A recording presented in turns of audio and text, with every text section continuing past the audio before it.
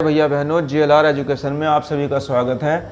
और आज हम पढ़ेंगे एनसीईआरटी 12th क्लास में मैथ में हमारा चैप्टर है चैप्टर नंबर 5 सातत्य तथा अवकलनीयता। इसे हम कहते हैं कंटिन्यूटी एंड डिफरेंशिएबिलिटी। यहाँ हम दो टॉपिक कवर करेंगे। एक टॉपिक हमारा होगा कंटिन्यूटी का और दूसरा होगा डिफरेंशिएबिलिटी का। सबसे पहले हम बात करेंगे कंटिन्यूटी की। कंटिन्यूटी को हम सतत भी कहते हैं। क्या कहते हैं? सतत।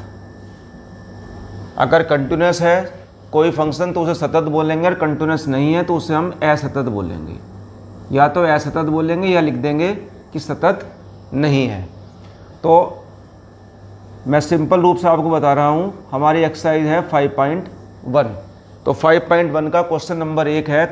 इसे ध्यान समझेंगे और सारे ही क्वेश्चन इसी विधि से होंगे। अगर आप इसका फंडामेंटल क्लियर कर लेंगे तो कोई भी दिक्कत आने वाली नहीं है, क्योंकि मैंने काम सब बच्चों को भेज दिया था, लेकिन केवल देखने से क्वेश्चन समझ में नहीं आता है, इसलिए मैं आपको बता रहा हूँ। सिद्ध करो कि फलन मतलब होता है फंक्शन। कोई भी फंक्शन दिया हो कि फंक्शन f(x) बराबर 5x - 3, ये फंक्शन दिया है और हमें चेक करना है कि x बराबर 0, -3 और 5 पर सतत है। ये बताना है कि जो दिया गया फंक्शन है वो x बराबर 0 पर, -3 पर और 5 पर सतत है। अगर वो कह रहा है सतत है, इसका मतलब सतत होगा। हम इसे चेक करके दिखा देंगे कि सतत है। कभी कभी ऐसा भी आता है पेपर में, ये दिखाइए कि इसकी सत्यता की जांच कीजिए। तो सत्यता की जांच में वो सतत हो भी सकता है, नहीं भी हो सकता। अगर होता है तो लिख देंगे सतत है, और नहीं है तो लिख देंगे असतत है। सबसे पहले हम इसे चेक करेंगे x बराबर 0 पर। बहुत आसान है, देखने में भारी लगता है लेकिन बहुत आसान, बहुत सिंपल है। सबसे पहले हम लेंगे x बराबर 0 पर। तो क्या करेंगे? x बराबर 0 पर जो क्वेश्चन हमारे पास फंक्शन दिया है उसमें x की वैल्यू 0 रख देंगे। देखो f0 5 × 0 - 3। तो देखो f0 कितना होगा? 5 × 0 - 3। तो 5 0 0 हो जाएगा, -3 तो ये आ जाएगा -3। इसके बाद हम क्या करेंगे? हम लिखेंगे RHL। आपको पता होगा जैसे हम त्रिकोणमिति में क्वेश्चन सिद्ध करते थे, वहाँ RHS और LHS लेते थे। तो हम वहाँ RHS मतलब होता था राइट हैंड साइड और लेफ्ट हैंड साइड। यहाँ हम RHS न लेकर हम लिखेंगे RHL। क्या लिखेंगे? RHL। RHL से मतलब होता है राइट हैंड लिमिट, अर्थात राइट हैंड की जो लिमिट होगी। और इसी प्रकार से लिखेंगे हम LHL, अर्थात लेफ्ट हैंड लिमिट। तो सबसे पहले हम लिखेंगे RHL। राइट हैंड का मतलब होता है राइट हैंड।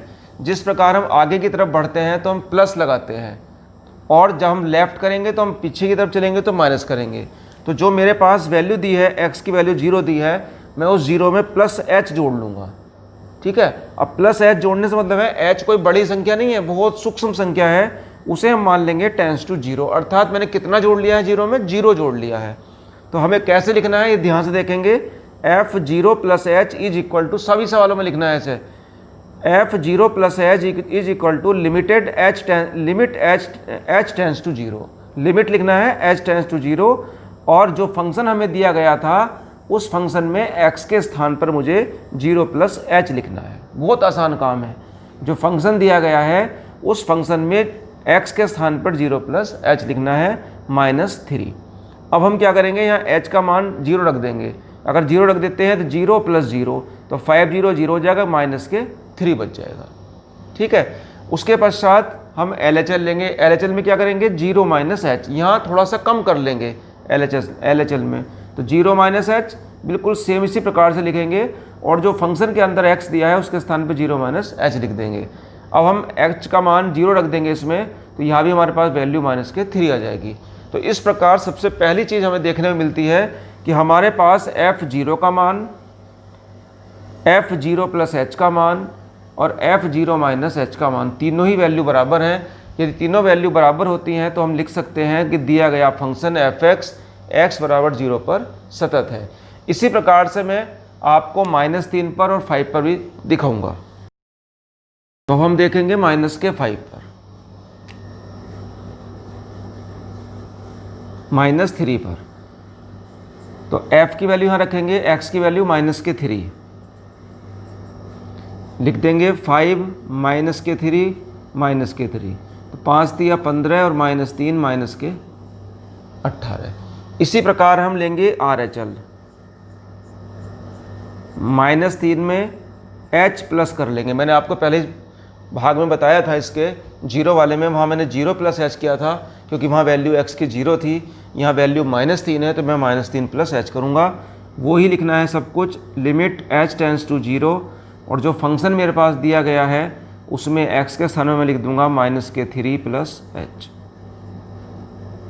यहाँ हम h का मान डाल देंगे इसमें 0, तो 0 डालने से बस केवल क्या बचेगा, 5 3 15, -3 -18। सेम इसी प्रकार हम LHL लेंगे, तो f -3 -h, यहाँ हम -3 में से थोड़ा सा कम कर लेंगे, वो कितना, वो भी h टेंस टू 0। तो यहाँ भी फंक्शन जो होगा उस फंक्शन में x के स्थान पर हम क्या रखेंगे, -3 -h। h tends to 0, h की वैल्यू 0 रख देंगे तो 0 हो जाएगा, तो 5 3 15 और -3 -18। तो इस प्रकार x बराबर -3 पर फलन fx सतत है। इसी प्रकार हम 5 पर भी चेक कर सकते हैं, x बराबर 5 पर भी चेक कर सकते हैं। तो यहाँ हम अब की बार हम 5 रख देंगे, बहुत आसान है, बिल्कुल भी भारी नहीं है सवाल। 5 पंजे 25 -3 ये हो जाएगा 22। RHL लेंगे, RHL में हम क्या करेंगे, 5 प्लस h कर देंगे, लिमिट h टेंस टू 0 कर देंगे, और जो फंक्शन दिया गया है उसमें x के स्थान पर 5 प्लस h रख देंगे, और यहाँ से हम इसे हल करेंगे, h का मान 0 डाल देंगे, 5 पंजे 25 -3 ये भी 22 आ जाएगा।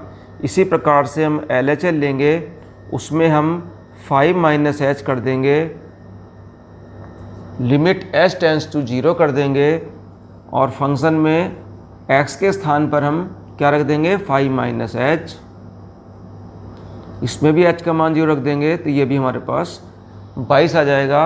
अर्थात f5 की वैल्यू f5 प्लस h या f5 h सभी बराबर होंगी, तो x बराबर 5 पर fx सतत होगा।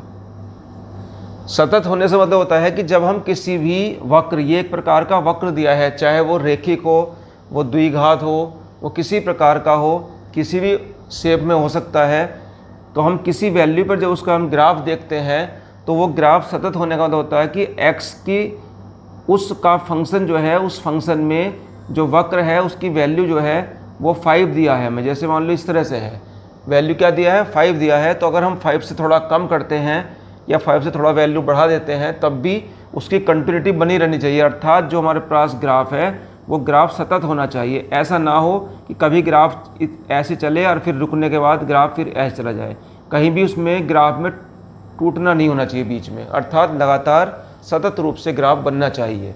अगर हम उसका ग्राफ बनाते हैं तो उसे हम सतत कहते हैं। फ़िलहाल इसकी कोई आवश्यकता इसमें नहीं पड़ेगी, फ़िलहाल जो मैंने आपको बताया है केवल इतना ही आवश्यक है। इसमें एक छोटी सी बात और होती है, जैसे मैंने आपसे बोला कि आपको जो है यहाँ इसमें h का मान 0 रख देना है। तो 0 क्यों रख देना है, क्योंकि इन जितने भी अभी सवाल आपके पास आएंगे, जिन सवालों में अपोन में कुछ नहीं होगा, जिसके अपोन में कुछ नहीं होता है उसके अपोन में 1 होता है, तो ऐसे किसी भी फंक्शन के अंदर हम h का जो मान 0 होगा वो डायरेक्ट रख देंगे, उसे कोई भी सोल्व करने की आवश्यकता नहीं है। सोल्व हमें तब करना है जब हमारे पास कोई इस प्रकार का फंक्शन हो कि 3x प्लस 5 दे रखा हो, 5x प्लस 5 दे रखा हो, और x माइनस 1 दे रखा हो, इस प्रकार से दिया हुआ हो हमारे पास।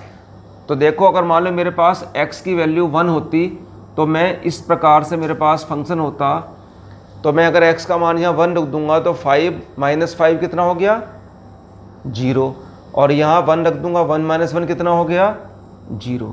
तो जब तुम्हारे पास ऐसे फंक्शन आने शुरू होंगे जिनमें अंश में भी वैल्यू दी होगी और हर में भी वैल्यू दी होगी, तो तुम्हें जो है वो जो x की वैल्यू होगी, जैसे 0 है, -3 है, 5 है या अन्य कोई मान है, उस मान को ऊपर और नीचे रखने पर जब जब 0/0 बनेगा तब तब तुम h का मान टेंस टू 0 नहीं रख सकते।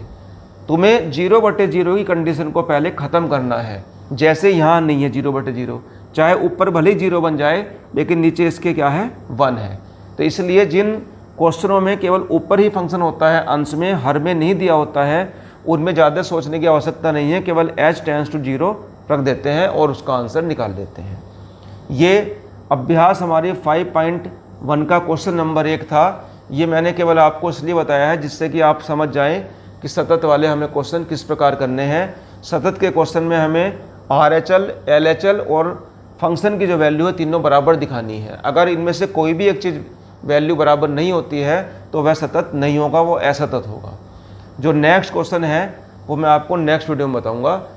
जैसे क्वेश्चन नंबर हमने आज 1 कवर किया है, तो जो नेक्स्ट वीडियो होगी उसमें मैं आपको क्वेश्चन नंबर 2 से आगे बताऊंगा। धन्यवाद।